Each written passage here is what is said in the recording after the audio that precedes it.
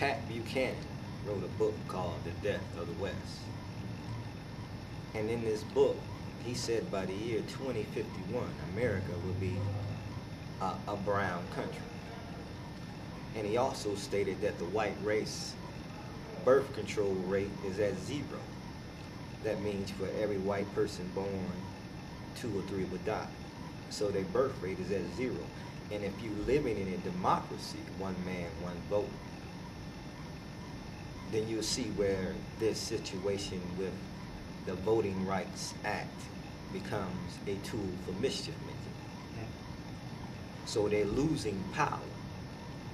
And if you have one man, one vote, and the country is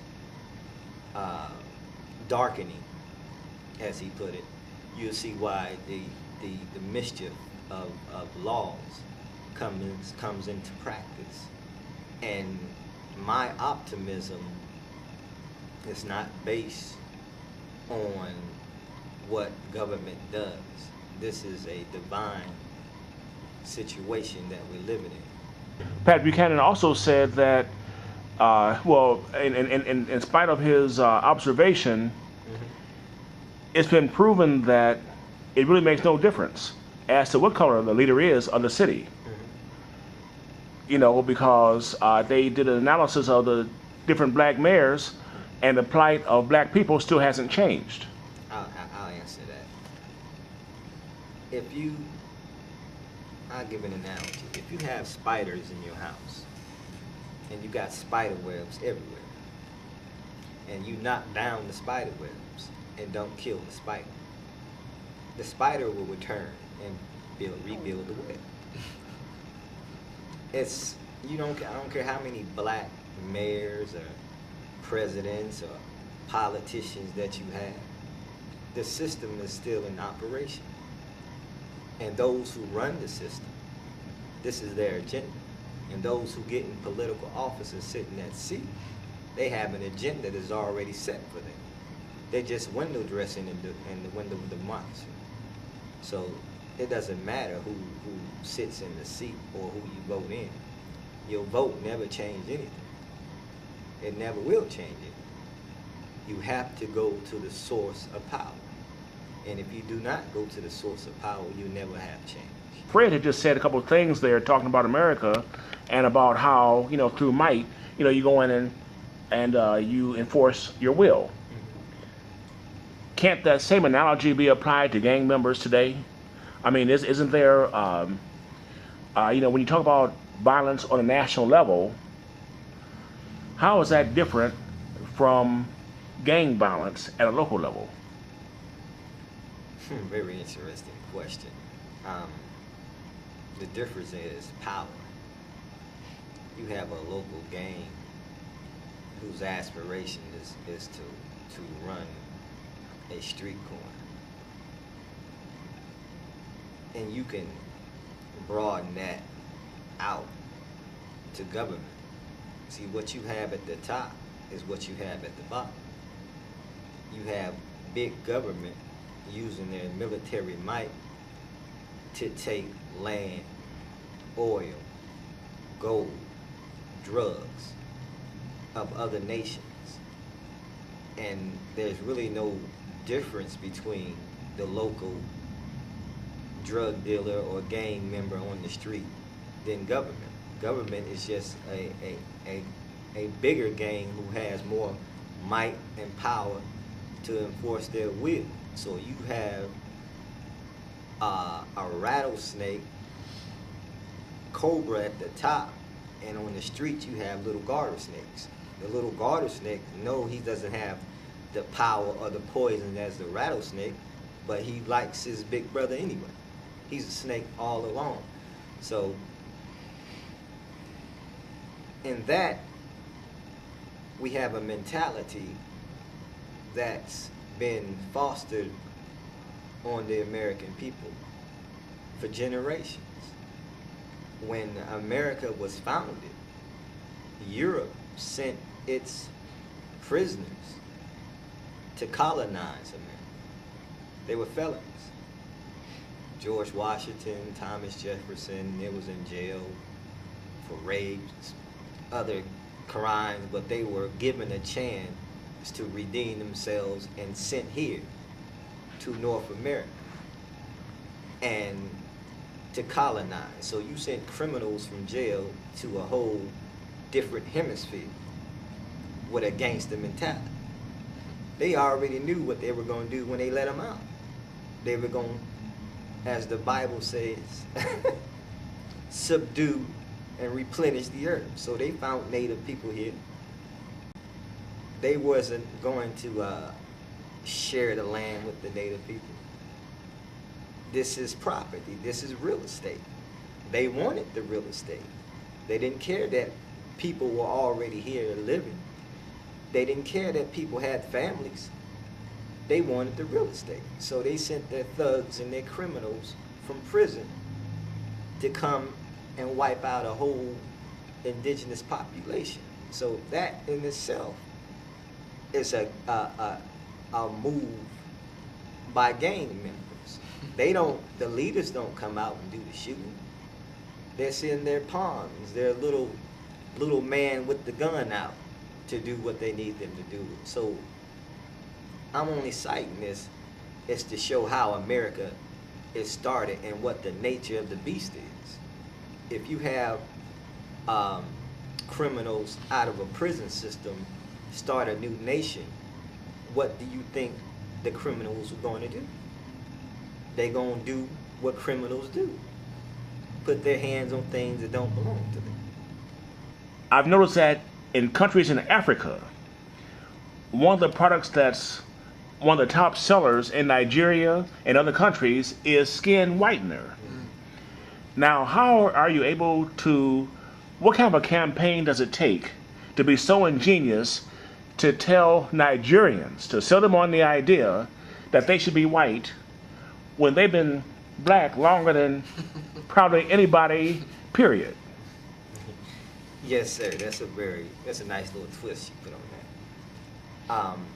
I like to start off with white discrimination and white people. I did watch one of the clips. I'm sorry. I did watch one of the clips. And we have to all remember, America is called the Great Experiment.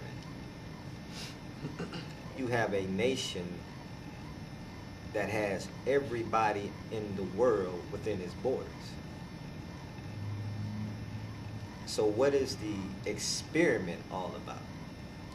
The experiment is we can master the whole planet if we allow everybody on the planet to live in this one particular country. So we can push our agenda over on the whole planet, because the whole planet lives within our borders. And white folks feeling discriminated against is not discrimination. They're actually seeing what their forefathers have done to the whole world, and they're feeling that. They seeing it come back to them like, okay. I was watching this documentary on,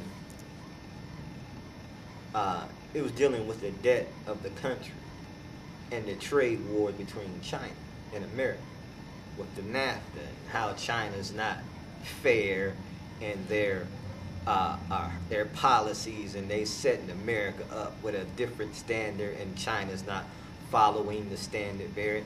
And the main thing is that we can't compete with China because they have slave labor. This is America saying this. This is American corporations saying this. China just following the example that America set up. America set up slave labor. America and Europe set up slave labor. To say that, oh, we can't compete now because you're working your people for nothing. We can't compete with that. And we was talking earlier about even playing fields. How can we get an even playing field between the people and justice to the people? And I can say here tonight that there will be no justice until the black man and woman of America gets justice. This is where everybody's problem stems from. And we're certain leadership is too cowardly to speak on. Let's look at it just a little bit. How did America get started? It got started off the backs of slaves. Cotton, tobacco, sugar cane, all that. They got rich. The needle node trade. They got rich. They worked our fathers for 310 years without paying them. And this money was kept for generation and generation. Now you have the Lehman Brothers, the Smiths and the Coombs and the Schiffs and the Rothschilds. You have all these super rich people who are now in power, who designates or dictates what the world should do. And the distribution of wealth, that needs to take place. We have to have justice for the black man, or the Palestinians will never get justice. They'll never get it. And the reason why I cite the Palestinians, because the same thing the European did here, they doing to Palestine. They came in, now they taking their land. They killing them all. There was no outcry when America, through the Queen of England, was murdering the indigenous people, stealing their land. Now they doing the same thing to the Palestinians. They murdering, bombing them, stealing their land, and there's no outcry because those who are in power at the top, this is their agenda. This is what they want. They control the media. They control the news. They control what goes on in your textbook. They control what goes out through C-SPAN, CNN, Fox, MSNBC, all the news affiliates. They control that. So you would never have real justice until the black man and woman of North America get justice. There's no other way to look at it. If you wonder why the world is in the condition that it's in the condition that it's in because injustice has been put on the original people of the planet Earth. And there is nothing anyone can do to bring justice to the world until that first act of injustice is solved. This whole Western world is built off the backs of black people, indigenous people. They even brought the Chinese over here to build the railroads. So this whole country is set up. Free labor is set up off the mentality that white is right. You know what I'm saying? Those who families that are at the top are the problem for the world. Those families who forced our fathers into chattel slavery for 400 years, they're the problem. And until that problem is addressed and justice is given to black people in America, they will continue to do as they're doing, because they never paid for what they did. They never was punished for what they did. Justice haven't found them yet, and it's on its way. That's why we have so many wars going on the planet. That's why we have so much death and destruction on the planet. That's why we have so much famine on the planet. Because those at the top who started this world order of things have never been brought to justice. So we can talk all day about how America's going to do this, what's going over there, but the same people at the top, the Rothschilds, the Schiffs, the J.P. Morgan, the Vanderlips, all these people who benefited, who print our money, who control political interests, who control economic development, who control the educational system. If they're not brought into check and brought to justice, you'll never have just as on the planet, because they will continue to do as they've been doing.